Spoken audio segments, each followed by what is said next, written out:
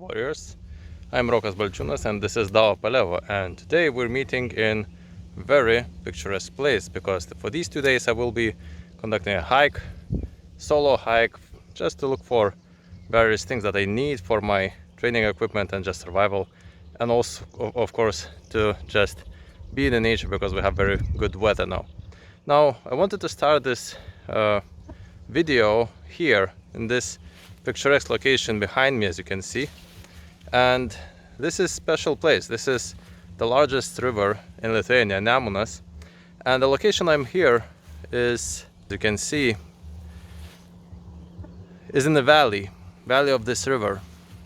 And the valley is important because this is where the Neolithic culture of Lithuania, that's called actually Nemunas Neolithic culture, started before the invasion of Indo-Europeans. So this is somewhat, I would say, special place for all Lithuanians.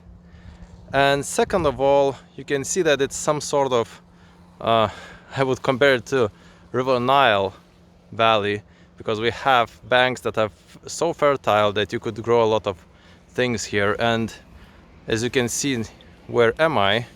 This is nettle ground, and as we know, nettles grow where there's a lot of nitrogen. So as you can see, though it's not cultivated by the river, but we will eventually go to the fields that are cultivated now.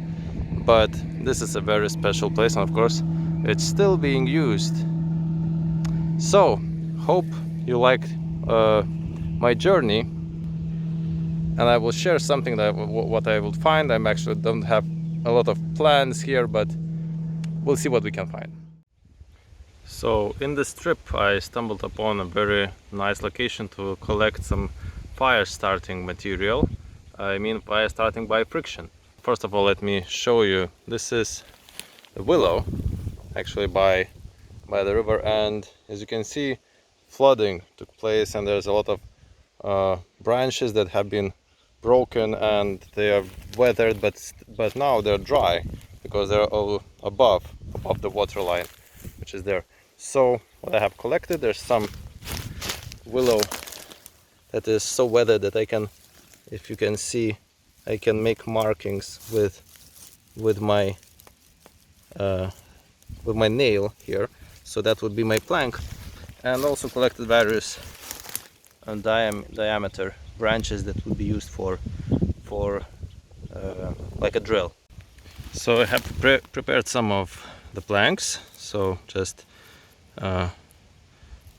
scrubbed a bit from both sides to be flat and not move around, and then I have several various lengths. So this is for bow drill, this is for intermediate, and then these ones are for so just rubbing by hand.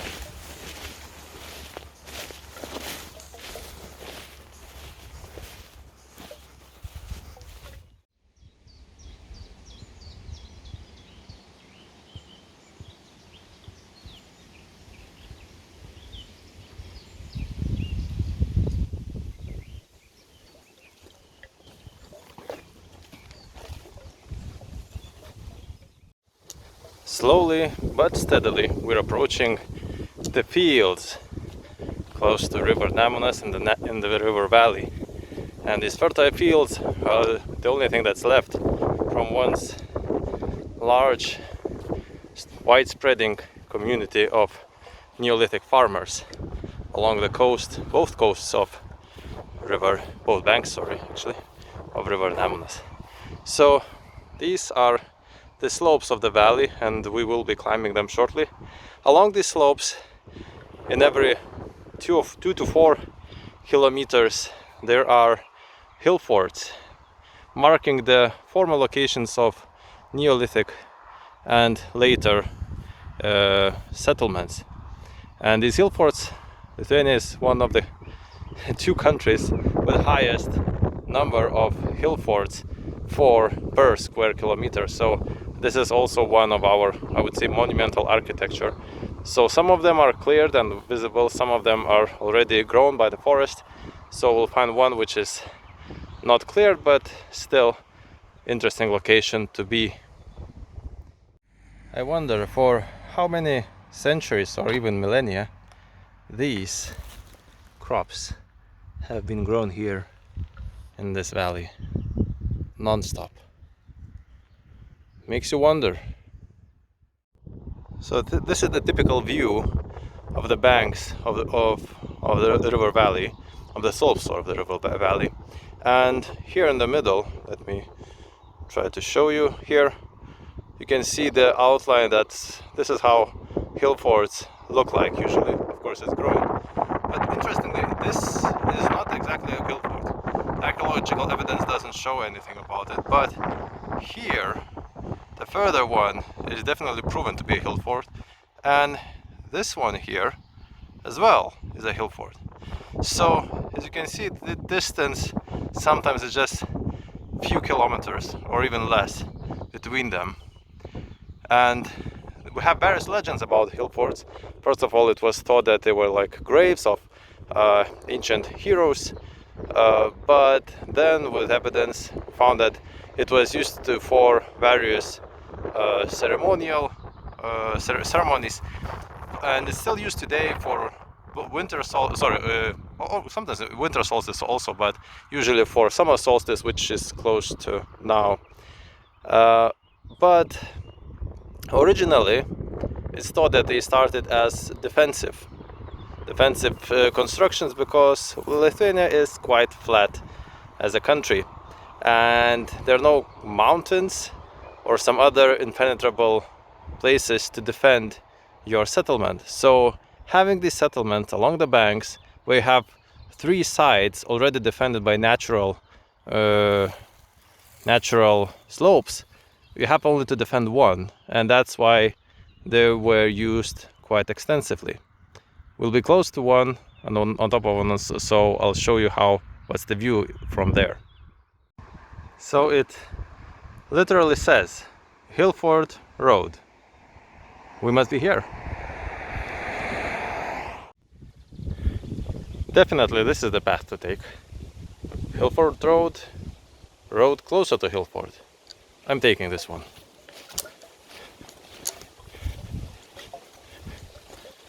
Now, interestingly, would we have to storm the slope?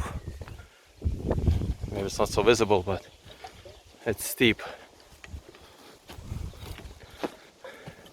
Yeah, and additionally, usually hill forts are situated between two streams, two brooks, because they carve two slopes along one and the other side of the hill fort, so therefore making it steep naturally.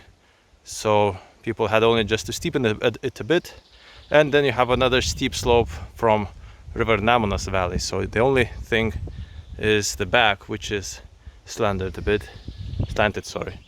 bit, and then you have to defend it with a mound. We'll see whether you have a mound or a wall. I mean, wall of dirt, of course, because we don't have rocks. But the brook is nice. Once more, nettles, nitrogen, fertility. These two are definitely smiling at me. One on the left here, and this one on the right. Definitely smiling. While I catch my breath, allow me to demonstrate you the steepness of this road. It's not going directly to the slope, it's diagonal to the slope, but still, I'm keeping the camera level. Now turning, no road. Look, here it is. So it's something, especially if you are storming with, I don't know, spears, axes, clubs, and something like that. So now we're actually on the plateau, and I want to just to show you the back of the hillfort, and we see that this is like a bit of a raised ground here, which is eroded or cut in the middle, and usually that's one line of defense. The wall of dirt or clay or both, maybe with palisade on top of it or not, depends. And we see that the back is protected by this installment, so you just have to invest in just one side to be protected, not the other three.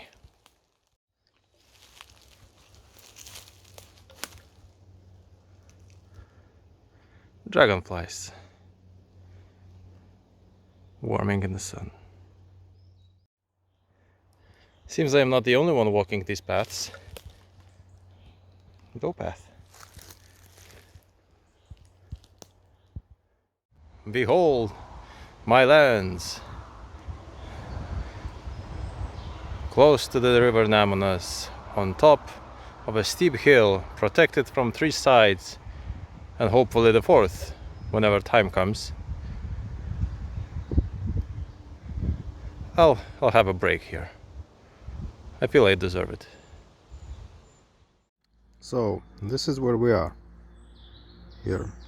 So here, this is the mound that we are on, and then this is the view here, and the road, of course, which you might hear.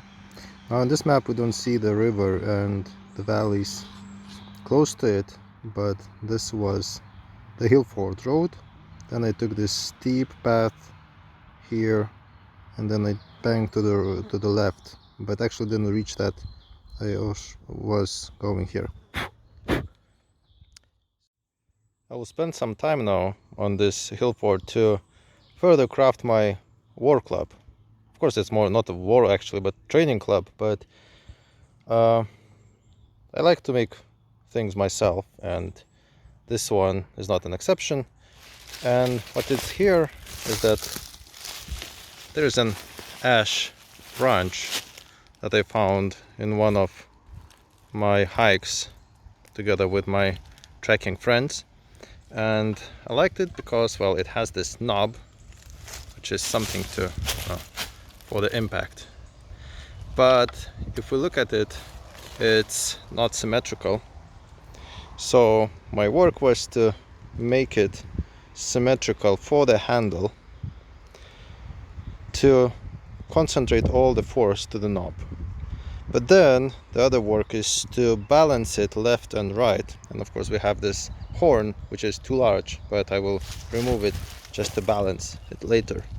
So I want now to lighten it a bit, because it's 1 kilo, so something above 1 kilo when I weighed, and normally from the museum artifacts I know that it should be something around 700 grams for the war club. Of course it depends, but roughly 1 kilo is a bit too much for one hand, and I try to train with it, but yes, one hand is at least not for me. So what I will do, I will take off sides here, one and the other side. I'm planning to carve something here, either these are symbols, the runi that the runa that I created for Lithuanian alphabet, and I'll see, maybe I'll make something here, and then to balance it I will reduce the horn and should be okay. So we'll see, I'll show you along the way how it goes.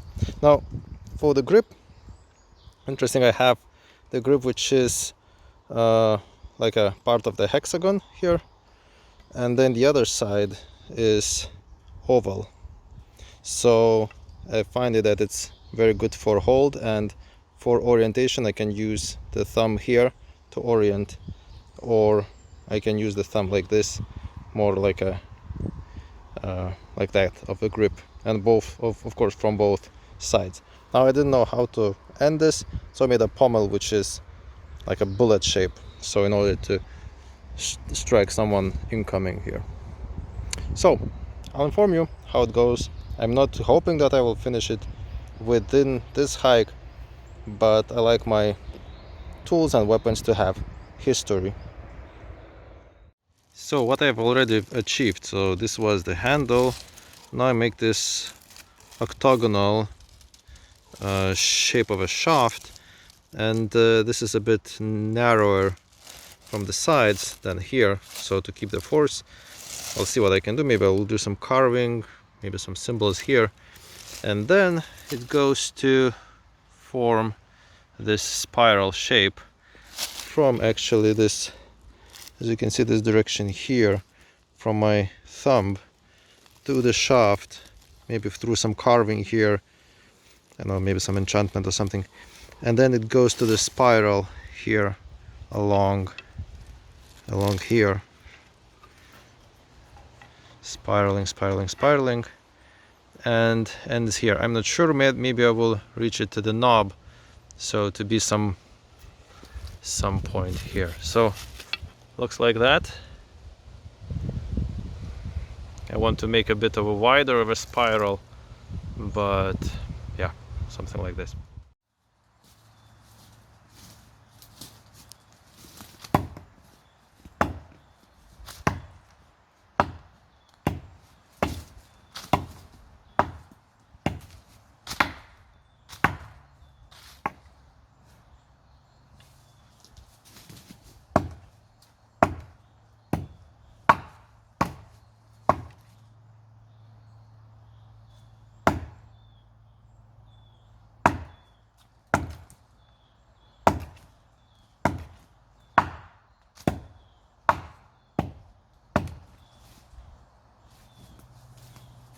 So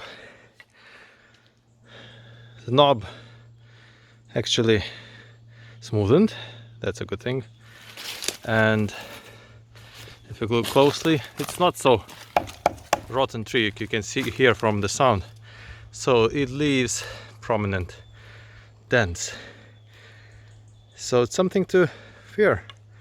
But of course I have to work more with that to be able to wield it. I have been training just freely in the air, but with the target it's completely different thing, and the recoil and also the movements to control the club are a bit different, though the basics I feel that still the same. Strike at an angle and you either come back through the lower part and keeping it raised, or if it's here you just go around here or here. So it's possible to come back, but it's just using a lot of force to come back here and here. So generally the strike here, lowering here, lowering here, or if it recoils I can go around the head and strike from both ends. So while having a break after crossing this magnificent field, and this is the field that is to the mound, this hillfort that I was on, and it's not by the river Nemunas, it's by the brook. It's called Lieke, and this brook is very picturesque, and all of its premises are considered a protected area. But while going through this field, and this is true, this is the size to my armpits, sometimes even higher, and a lot of nettles intermixing with other grasses, and it makes me wonder if this is the field this is the meadow that it's unattended, and these nettles indicate as well very fertile soil. So I just imagined before, of course, I would guarantee that it was cultivated by the dwellers of this hill fort.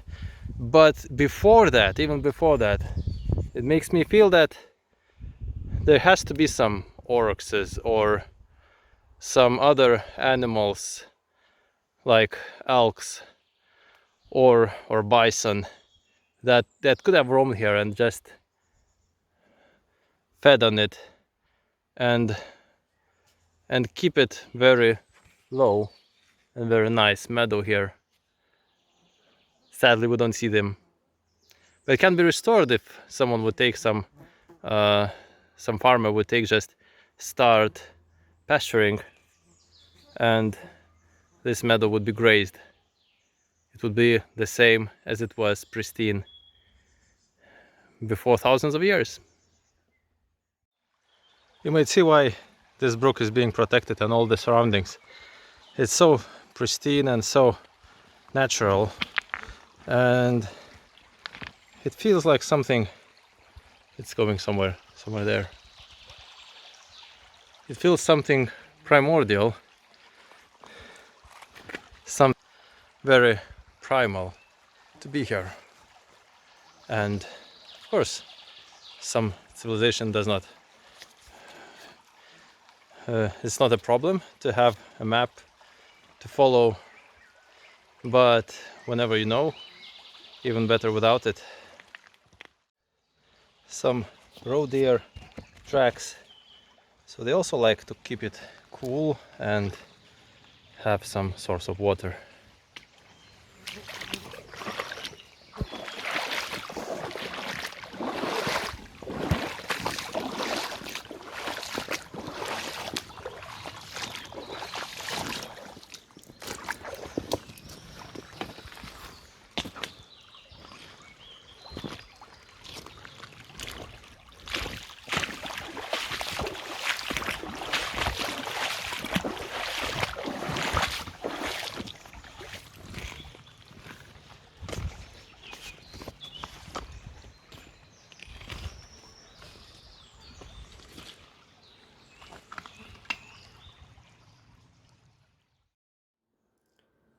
For the last part of this hike, that day was too tired to make videos, so I just took several pictures. So as you can see here, I had some break. I had my old stuff laid down on the ground, so you can see my bag and my warclub and hat, map, and then my bedroll, which I will be talking more about at the end of this video, and then another bag and a flask for water.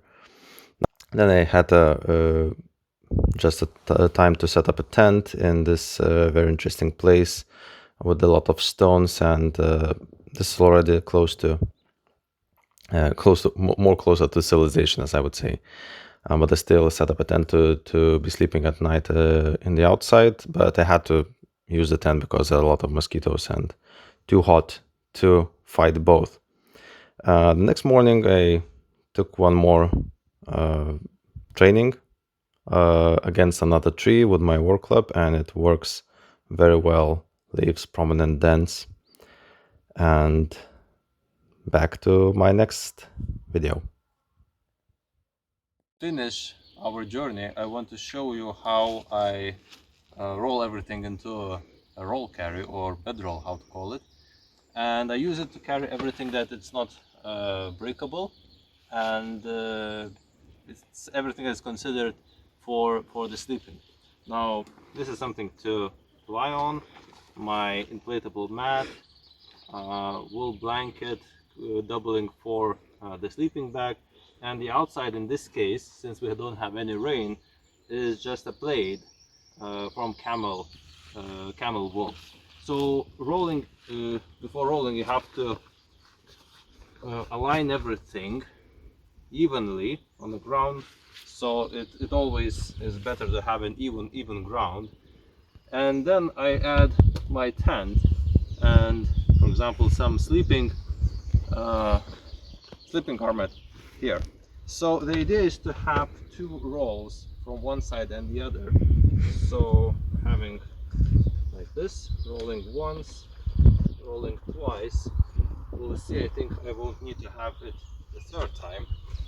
And from this side here has to be even, so preparing well, rolling once and rolling twice. Yeah, so it has to be a bit of a gap here, because the third step here would be roll one on top of the other. So here and here, to make it like that.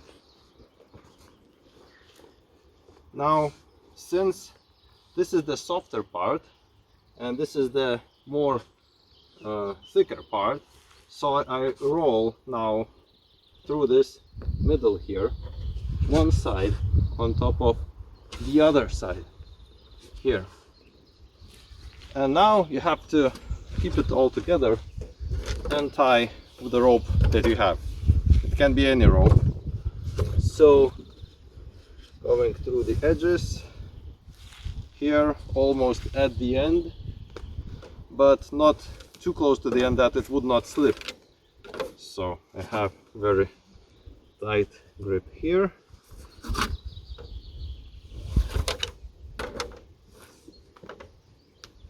Tight grip here, and the rest is just, if I had just that length of a rope, it would be enough, but I just will roll more because I have a longer rope in this case. So here, here, here, and you can use any knot you like, either for the bags, double eight, or any. So in this case I just tie simple knot on top of, oh sorry, actually before that I had to roll above here.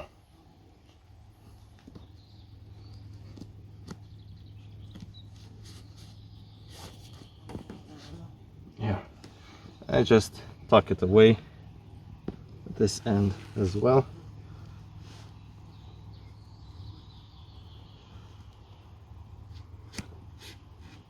So just to save time, we'll just take these two ends here, and now we have our roll, sleeping roll, and I use it in place of a backpack, because first of all the center of gravity of this thing is here in the middle.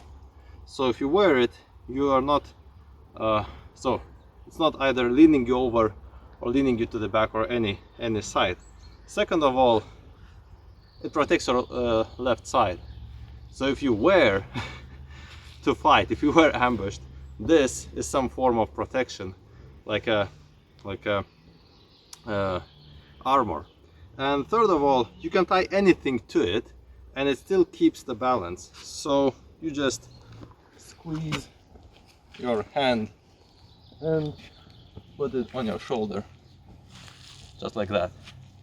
So you can see you have free hands, and you also have a lot of room to put anything on you. For example, oh, let me, like that. If you have some weapon, you can also have it here as well. So this is the end of our journey, and I will be seeing you. Bye.